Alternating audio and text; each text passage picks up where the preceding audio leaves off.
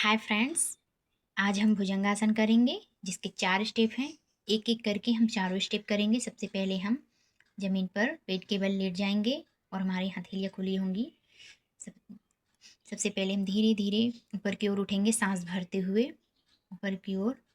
हमारे हाथों की कोहनियाँ थोड़ी झुकी होंगी इसमें, और हम फिर से नीचे आएंगे, सांस छोड़ते हुए नीचे आना है। वापस से हम उसी को दोहराएंगे, सांस भरते हुए ऊपर जाना है और हमें नाभि तक उठना है। ऊपर 10 से 15 सेकंड तक हमें ऊपर तक देखना रहता है और वापस से हम नीचे की ओर आएंगे, सांस छोड़ते हुए धीरे धीरे। और दूसरा स्टेप, दोनों हाथों की हथेलियों को हम एक दूसरे के ऊपर रखते हैं और रखने के बाद उस पर अपना चिन दाढ़ी रखते हैं और धीरे से हम ऊपर की ओर उठते हैं। सांस भरते हुए उठना है। एकदम स्ट्रेट हाथ होंगे हमारे, इसमें सीधे हाथ होंगे और इसमें भी 10 से 15 सेकंड होल्ड होना है ऊपर की ओर। फिर धीरे से सांस छोड़ते हुए नीचे आना है। उसी स्टेप को हम वापस से दोहराएंगे।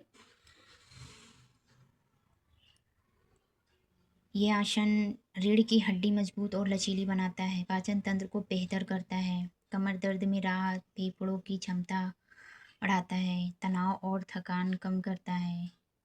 अब हम तीसरा स्टेप करेंगे। सबसे पहले हमारे दोनों हैंड्स चेस्ट के साइड में आएंगे और दोनों पैर हमारे डिस्टेंशन में जाएंगे, थोड़ा थोड़ा दूर करेंगे दोनों पैरों को एक दूसरे से। और अब हम सांस भरते हुए ऊपर की ओर उठेंगे और अब हम दाहिनी ओर मुड़ेंगे। दाहिनी ओर मुड़ के हम बाएं पैर के एड़ियों को देखेंगे। ये भी हम 10 से 15 सेकंड तक देखते रहेंगे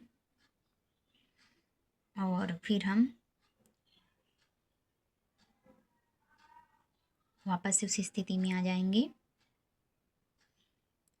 अब हम फिर से सांस भरते हुए ऊपर उठेंगे और हम बाईं ओर मुड़ेंगे और दाहिने पैर की एड़ियों को देखेंगे। इसमें भी 10 से 15 सेकंड तक करना है। सांस भरते हुए उठना है, सांस छोड़ते हुए नीचे आना है। और यह मोटापा कम करने में मदद करता है, रक्त संचार में सुधार करता है। वापस से हम उसी स्थिति में आ जाएंगे और अब हम चौथा स्टेप करेंगे। हमारे दोनों हैंड्स हमारे शोल्डर्स के बराबर होंगे, कंधों के बराबर होंगे, ऊपर उठे हुए, और हमको गला उठाना है, अपना गर्दन उठाना है। और इस आसन को भी हम 10 से 15 सेकंड तक कर सकते हैं। यह आसन तनाव और थकान को कम करने में मदद करता है। ऐसे ही हमें होल्ड रहना है। वापस से हम सांस छोड़ते हुए नीचे आएंगे। Good, thank you.